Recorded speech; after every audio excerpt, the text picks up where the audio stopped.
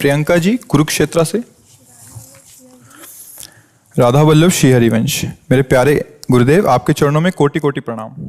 महाराज जी, श्री जी की कृपा से 4 साल से YouTube के माध्यम से आपके सत्संग सुनते हैं। महाराज जी, जीवन में अब यही आशा है कि एक पल भी श्री जी से दूर ना रहें। लेकिन मैं एक अध्यापिका हूँ, ज्यादा समय कार्य में व्यतीत होता है, उस समय भजन नहीं होता और बाद में कष्ट होता है कि सारा का सारा समय मैंने खो दिया। कृपया मार्गदर्शन करें महाराज जी। इसका प्रश्न, अपने लोग भजन का मतलब समझते हैं कि एकांत गुफा में बैठ करके जो किया जाता है या एकांत कमरे में बंद करके जो किया जाता है उसे ही भजन कहते हैं। वो भी एक भजन का एक अंग है, पर उसे सांगोपांग भजन नहीं कहते। सांगोपांग भजन कहते हैं पहले ये स्वीकार करना है संपूर्ण सृष्टि श्री भगवान की है, इसे आस्तिकता कहते हैं और ये सत्य वस्तु है। वेद और उपनिषद जिस बात को प्रमाणित करते हैं वही बात प्रमाणित मानी जाती है। भगवान एकोहम बहुश्यामा, मैं एक बहुत रूपों में हो जाऊं, वो बहुत रूपों में खेल रहे हैं। आप उस सृष्टि में भेजे गए हैं अलग अलग सेवाओं के लिए। कोई डॉक्टर है, कोई मास्टर है, विविध प्रकार के अभिनय करके हमको अपने स्वामी से इनाम लेना है। किसी को वैरागी का अनुभव एक अभिनय है, किसी का रागी का अभिनय है, लेकिन सबका एक अब स्वांग दिया गया है। अपने स्वांग को ठीक से निभा लो तो इस माया प्रपंच से मुक्त हो जाओगे, इनाम मिलेगा। अगर तुम मास्टर हो तो बच्चे में भगवत भावना करके और शिक्षा रूपी भजन उसको दीजिए। जो जिस क्लास की शिक्षा, ईमानदारी से आपके अंदर यही हो कि हे प्रभु, आप बालक रूप से हमारे सामने आए हो, मैं आपको शिक्षक रूप से शिक्षा दूंगी। और उस समय यदि भगवत भाव रहा तो आपने जितने घंटे बालकों को पढ़ाया वो भजन ही है, उससे बिलक नहीं। एक युद्ध क्षेत्र में खड़ा हुआ सूरवीर सामने के सैनिकों की गर्दन उतारता है अपने देश रक्षा के लिए, उसका वो भजन ही है, भजन से कम नहीं है, क्योंकि अपने धर्म के लिए वो युद्ध में वार कर रहा है। अधर्म से किया हुआ हर कार्य निष्फल है और धर्म के लिए किया हुआ हर कार्य भजन है, क्योंकि सृष्टि भगवान की है। अगर एक केवल मान लिया जाएगा कि माला चलाना इतना ही भजन है तो वो भजन के सर्वरूप को नहीं जानता है। अगर ऐसा ही हो तो अर्जुन जी कह रहे हैं श्री भगवान से कि मैं संन्यास लेकर के विरक्त होकर मांग कर खाऊंगा, पर मैं युद्ध नहीं करूंगा क्योंकि इसमें हिंसा होती है। और श्री भगवान कह रहे हैं कि नहीं, तुझे युद्ध करना ही होगा। मां मुनिस्मर युद्ध च, मेरा स्मरण करते हुए तुझे युद्ध करना होगा। तो हमें ये बात समझनी कि हमको जो स्वांग मिला उसमें हम बेईमानी न करें। अगर आप डॉक्टर हैं तो मरीज रूपी भगवान की सर्वतोभावेन सेवा, आपको जो स्वांग मिला है आप उसमें बेईमानी मत कीजिए, सत्यता से चलिए, वही आपका भजन बन जाएगा, उसी से भगवान प्रसन्न हो जाएंगे। पर ये स्मृति रहे कि मैं किसका कार्य कर रहा हूं, बस अगर ये स्मृति चली गई तो अहंकार आ जाएगा। मैं अभिनय में श्रेष्ठ हूं, मैं अमुक श्रेष्ठ, मैं विद्वान हूं, मैं ज्ञानी हूं, मैं महात्मा हूं, मैं भक्त हूं, मैं भजन आनंदी हूं, किसी भी बात का अभिमान आ जाना उपासना की वृत्ति का नाश हो जाना है। एक छोटा सा भी कार्य आपको भगवत प्राप्ति करा सकता है, उस कार्य का उद्देश्य बदल जाए। बस हम समझते हैं माला जपना ही केवल भजन। बात सुन, एक आदमी बहुत हिंसा प्रवृत्ति का था, चोर था और हिंसा में उसको सुख मिलता था। जैसे अलग अलग, वो इतना तमोगुणी था, जब किसी को काटता और तड़पता तो उसे सुख मिलता था। सैकड़ों हजारों को ऐसे काटता था। एक दिन एक महात्मा उसकी मार्ग से जा रहे थे, मिल गए, उसने उनको भी वैसे ही प्रताड़ित करना चाहा। तो भगवत प्राप्त महात्मा थे, उन्होंने कहा कि बच्चा, इससे तुमको क्या मिलता है? तो संतों के दर्शन से, संभाषण से अंतःकरण की मलिनता का नाश होता है। यदि अभिमान त्याग कर संतों के पास जाया जाए तो एक एक कदम यज्ञ के समान होता है। संत दरस को चालिए तज माया अभिमान। जो भगवान में वास्तविक रमण करने वाले महापुरुष हैं उनका प्रभाव होता है। उस पापात्मा जीव की हिम्मत नहीं हो रही थी उनकी तरफ देखने की। उनका बेटा तुम ये सब क्यों करते हो? तो उन्होंने कहा सुख के लिए करता हूँ, संपत्ति छीनता हूँ, मारता हूँ। इसे बोले अभी तुम सुख की पहचान ही नहीं जानते हो, किसे सुख कहते हैं? तो उनका फिर मुझे बताइए आप सुख किसे कहते हैं? तो बोले हमारी बात तुम्हें तभी समझ में आएगी तब तुम निष्पाप हो गए, क्योंकि पापवंत कर सहज स्वभाव भजन मोहिते ही भावन बोले महाराज क्या करूं जिससे मैं निष्पाप हो जाऊं? तो उनका हमारे भारत में पवित्र देश है, उनमें आप भ्रमण करो, अवगाहन करो, तुम पवित्र हो जाओगे। निष्पाप करने के लिए हमारे बहुत से तीर्थ हैं भारत में, तीर्थपाद प्रभु ने उनको प्रकट किया है। तो महाराज हम कब जानेंगे पवित्र हो गए? तो सिद्ध महापुरुष थे, उन्होंने एक शुष्क लकड़ी दी, सूखी हुई लकड़ी दी, कहा इसे ले जाओ और जब ये हरी होने लगे, इसमें किनगा आने लगे, तो तुम समझ लेना तुम निष्पाप हो गए। चला गुरु को प्रणाम करके 10 किलोमीटर चला हुआ, शाम हुई, एक वृक्ष बड़ा था उसके नीचे रुका। गांव में रहने का स्वभाव उसका नहीं था, और उसमें 4-5 चोर बैठे हुए थे, और वो नीचे जड़ में ऐसे जाके बैठ गया। रात्रि व्यतीत हो तो तीर्थयाटन को जाएंगे।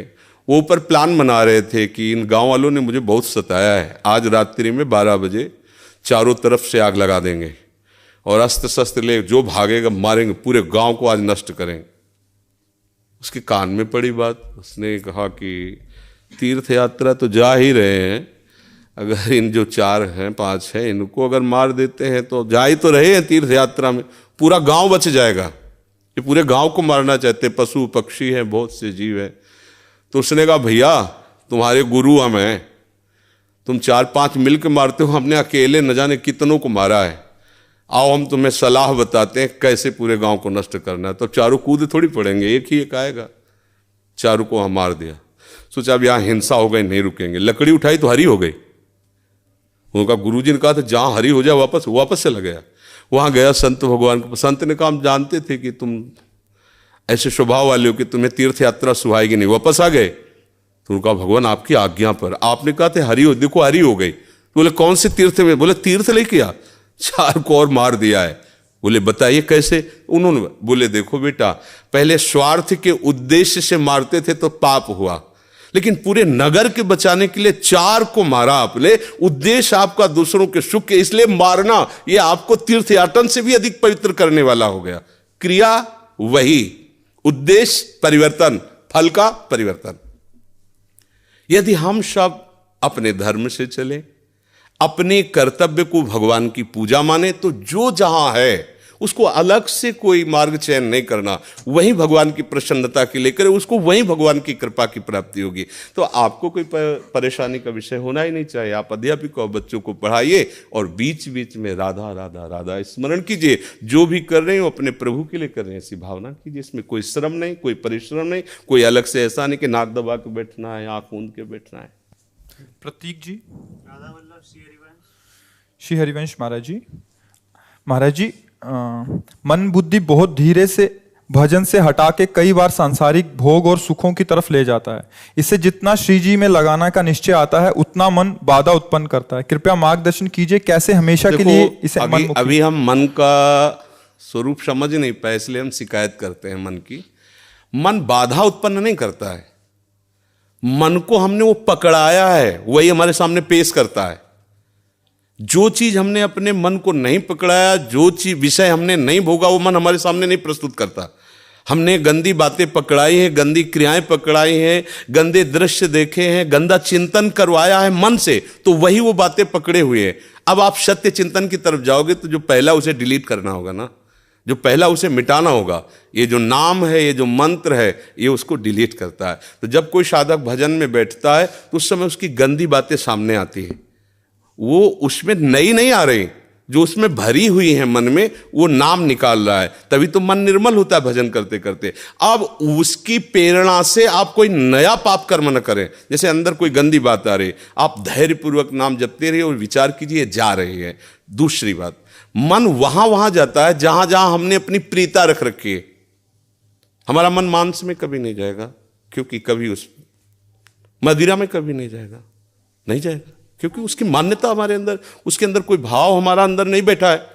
अगर हमारे अंदर जो जो विषयों ने भाव बैठा, हमारा मन वहीं जाता है। सच्ची बात समझो, बिना कनेक्शन के बिजली नहीं जाती। ऐसे ही जब तक आपने संबंध विषय वस्तु पदार्थ से नहीं बना, तब तक आपका मन नहीं जाएगा।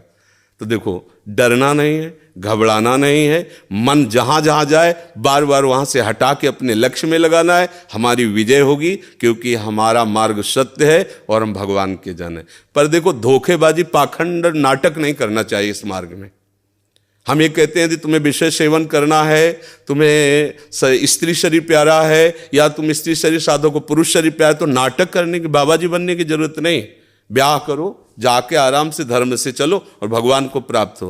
गंदी बातें, बेविचार, धर्म विरुद्ध आचरण करना, ऊपर से कुछ और दिखाना, या हमारे प्रभु को पसंद नहीं। मोह कपट छल छिद्र न भावा, हमारी योग्यता नहीं इस मार्ग में चलने पे। इसलिए भगवान से प्रार्थना करो कि हम नहीं चल सकते, तो आप जिस मार्ग के पथिक बनना चाहते हो बनो, लेकिन सच्चाई से चलो, तो वहीं तुम्हें भगवान की प्राप्ति हो जाएगी। हमारा मन वहीं जाता है जहां हमने सुख बुद्धि कर रखी है। अगर भगवान में सुख बुद्धि हो जाएगी तो हट नहीं सकता। सा वही मना कृष्ण पदार विंदयो, आपका मन प्रभु में लग जाएगा। बोलो, हम जब किसी फिल्म को पसंद करते हैं, उसको बैठ के देखते हैं, 3 घंटे में किसका मन कहां जाता है? बोलो, कहां जाता है? कोई अगर बता दे कि 3 घंटे मेरा मन, अगर आपने पसंद किया है उसे तो, और आप जब देखेंगे तो आप 3 घंटे समाधि में रहेंगे, दुनिया का पता नहीं रहेगा। ऐसा क्यों हुआ? वो एक झूठा रचा हुआ नाटक था, एक झूठा दृश्य अभिनय किया गया था, लेकिन मेरी पसंद है तो मैं 3 घंटे बिल्कुल अपने मन को कहीं नहीं जाने दिया, और भजन में बैठते हो मन भागता है। क्यों? क्योंकि पसंद नहीं है हमारी। हम करना चाहते पर पसंद नहीं है। आप देख लीजिए ना, कोई भी आप सीन देख लीजिए, कोई भी आप विषय देख लीजिए, जिसमें आपको पसंद है वही मन पकड़ लेगा। तो भाई मन की क्या गलती? मन को लोग गाली देते रहते हो, मन बड़ा गंदा है। आपने जहां उसे खड़ा किया वो आपका सपोर्टर है। आपने उसे गंदी आदत दे दी, गंदी आदत, अच्छी आदत दे, एक क्षण के लिए भी भगवान का विस्मरण नहीं हो सकता। गला काटने पर भी उसको आप पकड़ा के तो देखो नाम। ऐसा होता तो ये जो विश्व में हमारे संत महात्मा है, सब नाटक ही थोड़ी होता है। असली नोट का ही नकली बनाया जाता है, नकली का असली नहीं होता है, असली का ही नकली होता है। तो अगर कोई पाखंड भी करता है तो उसी असलियत का स्वांग करता है, तो असली है ना। जो असली है, एक क्षण के लिए भी भगवान का स्मरण कभी टलता नहीं है। सोते जागते, उठते बैठते, चलते फिरते सच्चिदानंद भगवान उसके स्वभाव में, उसके जागृत स्वप्न इस स्फुरत में, चाहे स्वप्न में हो चाहे जागृत में हो, स्फुरत हर समय प्रभु का स्मरण। ऐसा क्यों हुआ? उसने अभ्यास किया है। आंख लगा के हम निशाना नहीं लगा सकते, क्यों? अभ्यास नहीं है। और ऐसे भी है, ऐसे मार देंगे, क्यों? अभ्यास। ऐसे ही आपने भजन का अभ्यास नहीं किया, पूर्व मन में विषयों किया है, तो देखो आंख मूंदते, आंख खोलते विषय चिंतन होता है, भगवत चिंतन नहीं। तो घबराने की जरूरत नहीं, गलत अभ्यास को अच्छे अभ्यास से मिटा देना है। कोई बड़ी बात नहीं, हम भगवान के अंश हैं, उनके बच्चे, हम कुछ भी कर सकते हैं। आप ये बात सब लोग बैठा लीजिए, कोई आकाश से पैदा नहीं होता, सब उसी जीव स्वरूप से आते हैं, ईश्वर के अंश, सब कुछ कर सकते हो। जब नारायण नर बन सकता है तो नर नारायण बनने में कोई संशय नहीं। आप चलो तो, पर आप भजन न करो, विषय सेवन करो तो बात अलग हो जाएगी। इसलिए सब नाम जप करो, गंदे आचरण मत करो, जिससे दूसरों का अहित और दुख होता है ऐसे ना बात करो, ना ऐसी चेष्टा करो। भगवान कृपा करेंगे, आप सदैव सुखी रहोगे, आनंदित रहोगे। प्रिय सखी, गुरुदेव भगवान के चरणों में कोटि कोटि नमन।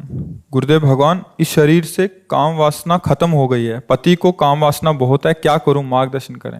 पति के अनुकूल चलना चाहिए। जब 2 पाणी ग्रहण करते हैं, पति और पत्नी, तो एक दूसरे को सहयोग करके मित्र भाव से चलाना चाहिए।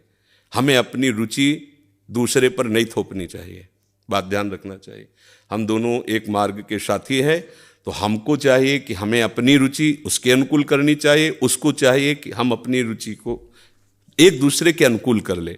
अगर आपकी रुचि नहीं है तो पति को मनाइए और अपनी रुचि में उसको अनुकूल कीजिए। अगर वो अनुकूल नहीं होता तो आप कोशिश कीजिए कि आपकी वृत्ति के कारण कहीं वो व्यभिचार में ना उतर जाए, गंदे मार्ग में न जाए, उसका साथ दो, आप उसके साथी हो।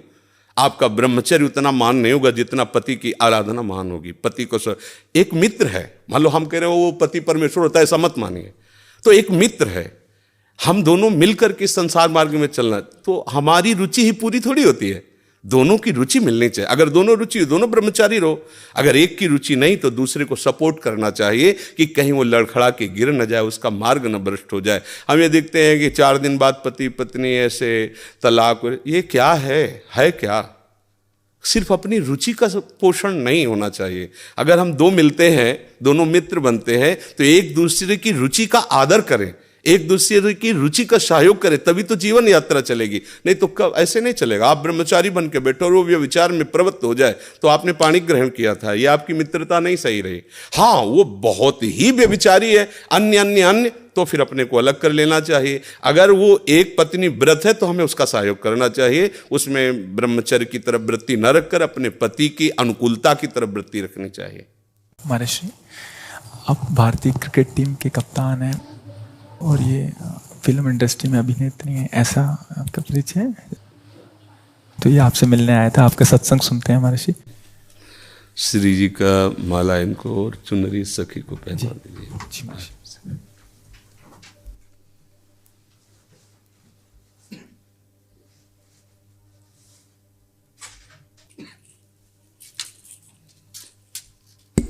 हाँ, सखी को पहना दीजिए। ये माला हमारी श्री जी की प्रसादी।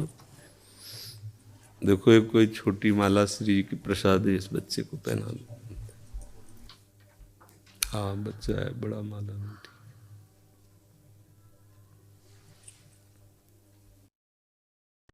ठीक है, आप आ जाइए, और भी जने मिलने वाले हैं। ठीक।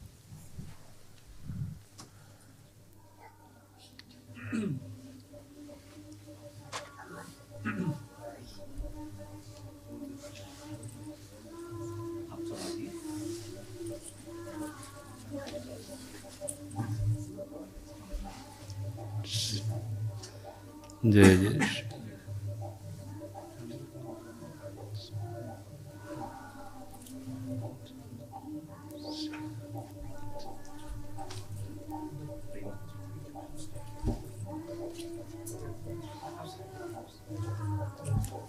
प्रतिमा जी अमेठी से। मेरे प्यारे गुरुदेव भगवान, आपके चरणों में कोटि कोटि प्रणाम। गुरुदेव, घर की परिस्थिति अनुकूल नहीं है, वहां का वातावरण का प्रभाव इस मन पर बहुत प्रभाव डालता है, जो नहीं करना चाहिए वो भी करवाता है। हे नाथ, हम कैसे भजन करें, कुछ समझ नहीं आता, बहुत पाप हो जाता है। हाँ, नाम रूपी बल हृदय में धारण करो, किसी के सहयोग की जरूरत नहीं, कुछ कहने की जरूरत नहीं, बस बात समझो। नाम रूपी बल हृदय में धारण करो, सब कुछ हो जाएगा। नाम महाबल। अगर नाम जप नहीं करोगे तो ना प्रार्थना से कुछ होने वाला है, ना किसी के सामने रोने से कुछ होने वाला है। नाम जब करती हूँ तो ऐसी मतलब कि ऐसा मतलब क्रोध आ जाता है, वो पूरा हट जाता है। वो क्रोध भी नष्ट हो जाएगा। कैसे हट जाए? राधा राधा राधा राधा राधा राधा राधा राधा राधा हटा दे कोई, कैसे हटाए? जो हमें पकड़ना वो हटा कैसे सकता है? नाम से बड़ा भगवान को भी नहीं रखा गया सामने। भगवान भी कहों कहाँ लग नाम बढ़ाई राम न। फिर क्रोध क्या चीज है? ये काम क्या चीज है? हम लोग बहुत बच्चे जैसे है ना, जैसे भेड़िया दूर से दौड़ावे तो हम डर जाते हैं। नहीं नहीं, हम कोई और नहीं, भगवान के अंश हैं, हम कोई साधारण नहीं। पहले आप अपने को समझो। ना आप स्त्री हो न पुरुष हो, पोशाक धारण की हो स्त्री पुरुष की। आप सिंह के बच्चे हो, दहाड़ना सीखो, भेड़िए की तरह मिमियाना नहीं। पक्की बात समझो। हमारी बात समझोगे तो आप चलोगे, नहीं तो बात समझ में नहीं आएगी। पहली बात समझो, आप न स्त्री हो न पुरुष हो, ये पोशाक है। सच्चिदानंद भगवान की तुम अंश हो, तुम्हारा स्वरूप भी सच्चिदानंद है। चलो ये बात नहीं समझते हो तो इतनी बात पकड़ लो, नाम पकड़ लो। नाम तुम्हारा ऐसा साथी है कि अंदर बाहर सब जगह चकाचक कर देगा। गोस्वामी जी कहते ना, राम नाम मणि दीप धरी, जी है देहरी द्वार, तुलसी भीतर बाहरो, जो चाहस उजियार। श्री हरिवंश महाप्रभु कहते हैं, इहि परलोक सकल सुख पावत, मेरी शोभैया कृष्ण गुण स। यहां और वहां। अब बात ना मानो तो रोते रहो, फिर क्या कर सकते हैं? आप जप के तो देखो। बोले हमारा मन है ऐसी तैसी मन की, राधा राधा राधा राधा राधा राधा राधा राधा राधा राधा। अब करे मन राधा। हमको छोड़ना नहीं है। नाम जी है जपि जागे जोगी, अहो वत्स पचतो गरीयान या जिव्याग्रे वर्तते नाम तुभ्यम। जिव्याग्रे मन से नहीं कहा, यद जिव्याग्रे वर्तते नाम तुभ्यम, अहो वत्स पचतो गरीयान। वो चांडाल भी श्रेष्ठ है जिसकी जिव्या के अग्रभाग पर हरि नाम है, कृष्ण नाम है, राधा। आप समझो, हमें रोने की जरूरत नहीं है। प्रेम में रोना अलग बात है, दुखों से रोने की जरूरत नहीं। अब हमें दुखों को रुलाना है कि अरे हमारा तो कोई प्रभाव इस पर पड़ता ही नहीं, वो रोए बैठ के। अब हम ऐसे भजन करके ऐसी स्थिति प्राप्त करेंगे कि भारी भारी दुख विपत्तियां हमारे ऊपर आए और वो दुखी हो जाए कि इसके ऊपर कोई प्रभाव ही नहीं पड़ रहा है। जैसे हिरण्यकश्यप दुखी हो गया कि मरेगा कैसे प्रहलाद, मृत्यु दुखी हो रही कैसे मार पाऊं इसको, हरि गोद में लिए। अरे समझो, हम लोग हरि के जन, बस हरि को भूल गए, अपने को स्त्री माना, पुरुष माना, पति माना, पुत्र माना, धनी माना, विद्वान माना, ये माना वो माना। ये सब काल के तमाचा में माना ना माना बराबर हो जाएगा। ये तुम्हारी मान्यता, प्रभु का हूं ये मान्यता सच्ची है, और नाम जप करो सब कुछ ठीक हो जाएगा। कोई जरूरत नहीं तुमको किसी के आगे रोने की, करके तो देखो। अब 4 दिन करो, इसके बाद आओ बोलो चेक नहीं आई, समस्या का समाधान, दीर्घ काल तक लगे रहो। भगवान का नाम सत्य है। एक किसान भी जब गेहूं बोता है, अगर रोज खोद के देखे कि अभी जगह है, बीज नष्ट हो जाएगा, उसको बो के ऐसे पाटा लगा दिया, ऊपर से प्लेन कर दिया, और 10-15 दिन के बाद देखा धीरे धीरे अंकुरण आ गया। अब उसी समय सोचे कि इसमें तो गेहूं नहीं लग रहा, चुप रहो, 3-4 महीना उसका और सेवन करो, बाली आएगी, पक जाएगा, गेहूं की राशि हो जाएगी। ऐसे ही अनेक जन्मों से दुराचार, नाना प्रकार के कुकर्म करते रहे हम। अगर न करते रहते तो भगवान मिल गए होते ना। अब पहले नाम वो सब स्टॉक खत्म करेगा, इसीलिए समय लगता है। नाम जप करते करते संचित जो हमारे अशुभ कर्म हैं उनको विध्वंस करेगा और नष्ट करेगा। अब कितने कोई पता तो है नहीं, 1-2 साल की कमाई तो जमा नहीं है, लाखों करोड़ों अरबों जन्म हो चुके, उन सब की कमाई स्टॉक में जमा है। अब उसको भस्म करने का समय लगेगा। चुपचाप नाम जप करो। आगे जो अभी नए फसल है, इसमें भी हमसे बहुत गलतियां हो रही, इनको नाम सुधारेगा। अब बीच में जो उससे आ गया है प्रारब्ध हो, उनको भी नाम संभाल। बड़ा काम है नाम को, कोई छोटा मोटा काम थोड़ी। अब सोचो ऐसे ऐसे किया हो जाए, ऐसे नहीं, लगे रहो चुपचाप। और एक दिन ऐसा आएगा कि आप खुद कहोगे कि ओहो निहाल कर। तभी तो मीरा जी कहते, पायो जी पायो मैंने राम रतन, वस्तु अमोलक दी मेरे सतगुरु। ओहो सतगुरु ने क्या दिया, तब निहाल। यहाँ मंत्र लिए, उपासना लिए, फिर भी जेब में पारसमणि है और 1-1 रुपया मांगते घूम रहे हैं। हमारी दशा क्या है, जेब में पारसमणि है, चाहो तो कुंतलों लोहा को सोना बना दो, पर वो जेब ही में केवल है। गुरु ने मंत्र दे दिया, बात बता दी, उपासना बता दी, करना है नहीं, डोलते रहो, कुछ नहीं मिलेगा। और बैठ जाओ उनके नाम मंत्र को लेकर के, तो क्या चाहिए तुम्हें, सृष्टि का मालिक आ जाएगा, और वस्तु की क्या बात है। पर अब ये ऐसा तो नहीं कि दही में हाथ में दूध डालो दही जब, ऐसा नहीं होता। समय का इंतजार करो और खूब भजन करो। रोने धोने की जरूरत नहीं, रो तो प्रभु के लिए रो। ये आंसू रूपी भेंट प्रभु को चढ़ाए। तो दुख सुख और प्रतिकूलता अनुकूलता अपमान निंदा में क्या रोना, थोड़ा बहादुर बनो। ये सब महाराज जी श्री जी तो मिल जाएंगे ना मुझे, इस बात हम जो कह रहे हैं उसे सुनो। श्री जी मिलना न मिलना जरूरी बात नहीं है, जरूरी बात है श्री जी का भजन करना। अगर भजन करने में आप जैसे हम कह रहे करोगे ना, तो श्री जी कभी एक क्षण के लिए छोड़ती ही नहीं। अरे आप समझो, जैसे छोटा सा वात्सल्य कण भगवान का एक माँ के अंदर होता है, वो कोई भी कार्य करती है पर नजर अपने बच्चे पे रहती है, उसकी अबोध बच्चे पे रहती है। ऐसे ही अनंत माताओं का वात्सल्य जहां से प्रकट हुआ वो हमारी श्री जी है, और हम उनके चरण आश्रित है। हर समय श्री जी हमें देखती है, पर हमारी योग्यता इसलिए देखने की नहीं हो रही। अभी हम और कुछ देखना चाहते हैं, और कुछ पाना चाहते हैं, और कुछ भोगना चाहते हैं। जिस दिन सारी चाह मिट गई, उसी दिन तुम देख लोगे कि श्री जी तो बहुत पहले से हमारे साथ है, श्री जी तुम्हें बहुत पहले से प्यार कर रहे हैं। इसलिए सावधान। कृष्णा लुधियाना से। श्री हरिवंश बाबा, आपके चरणों में दंडवत प्रणाम। बाबा, मेरे स्कूल में तिलक लगाने से मना किया जा रहा है, अब मैं क्या करूं, मेरा मार्गदर्शन करें। हाँ तो तुम मत लगाओ तिलक, हम तुम्हें बताएं। सूखी रज ले लिया ना, बट्टी सूखी, ऐसे कर लिया, ऐसे लगा लिया, तो तिलक भी लग गया और नहीं भी लगा, कोई तुम्हें डांटेगा भी नहीं। ठीक है, हाँ ना, मत लगाओ। क्योंकि प्रगट में क्या है ना, बच्चा है, साथी भी उसको चिढ़ाने लग सकते हैं, बड़ा भगत, तो मतलब अभी बच्चा है। तो तुम ऐसा करो, जिससे आप रगड़ के लगाते हो ना, उसको रगड़ो मत, उसको सीधे ऐसे करो। ऐसे लगाया, ऐसे बिंदु रख ली, तो तिलक भी लग गया। और भगवान की बात तो जानते हैं, और वो लोग जानते नहीं, तो वो तुम्हें चिढ़ाना बंद कर देंगे और बढ़िया लग जाएगा। ठीक है बाबा, तो फिर मैं गर्दन पे लगा लूं तिलक वहां पर? नहीं, सुनो, ऐसे ऐसे चाहे द्वादश तिलक बना लो, कोई परेशानी नहीं। थोड़ा और बड़े हो ना, और जब निष्ठा आ जाएगी ना, फिर कोई नहीं। अच्छा, शराब पियो कोई डांटता है क्या? टीचर विद्यार्थी को साथ बैठा कर पिलाने के लिए राजी हो जाएगा। लेकिन अगर ये माला तिलक का, ये कलयुग का प्रभाव है, तो बच्चे हो इसलिए, मतलब तुम्हें ऐसा कह रहे, अगर कोई जवान ऐसी बात करे तो उसे हम दबका देंगे। अपनी निष्ठा तो नहीं रख पा रहा, फिर किस बात का भक्त है?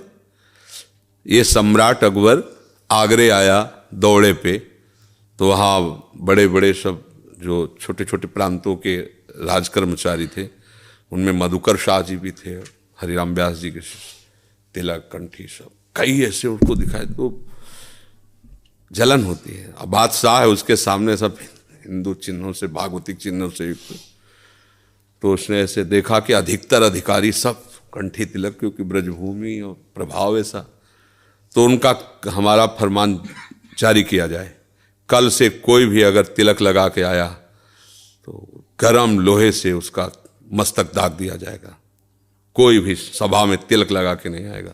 बादशाह अकबर का हुक्म। मधुकर शाह ने सोचा कि यार जीवन किस काम का, ये भगवान का दासत्व अगर इसे मिटा के गए एक संसारी बादशाह के सामने, फायदा क्या होगा? गला कटवा देना अच्छा है, लेकिन तिलक उतारना अच्छा नहीं। वैसे तो अंगरखी और धोती वो सब राज पोशाक पहन के जाते थे, केवल नीचे धोती पहन के लंबा तिलक, 12 तिलक लगाए, द्वादश तिलक, यज्ञोपवीत खुला, कंठी की माला खुला, तलवार खोशी। सभा में देखा कोई भी तिलक नहीं लगाया था, क्योंकि बादशाह का हुक्म, बादशाह वो तत्काल तो मृत्यु दंड दे सकता है। गए, सामने खड़े हो गए, द्वादश तिलक। उनका अकबर सम्राट ने कहा, सुना नहीं था कल का फरमान मधुकर शाह? खींच ली तलवार। उनका, आप एक मुल्क के बादशाह हैं, ये अनंत मुल्कों के बादशाह का तिलक है, मेरी गर्दन कटने पर ही ये मिटेगा, ऐसे नहीं मिट सकता, जिसकी ताकत हो मिटा के देखे आके। बदल गया, 1 सेकंड में बादशाह बोले वाह वाह वाह, यही हम देखना चाहते थे कि इस तिलक में किसकी निष्ठा है। धन्य है मधुकर शाह, तुम वास्तविक तिलक के अधिकारी। ऊपर बैठाला बगल, जो भागवतिक तेज से मानो ऐसा लगा कि इनसे अब कोई आंख नहीं मिला सकती, भागवतिक तेज से संपन्न होकर कि ऐसे नहीं मिट जाएगा तिलक, गला कटेगा तब मिटेगा। देखे कौन आ, अभी फरमान जारी हो जाए कि गला काट दिया जाएगा तो सब मिटार कर चुपचाप, भैया राधे राधा तो कहला का गला कट। निष्ठा तो एक अलग चीज होती है ना। बहुत सावधान रहो। अभी बच्चे हो, आप ऐसे कर लीजिए।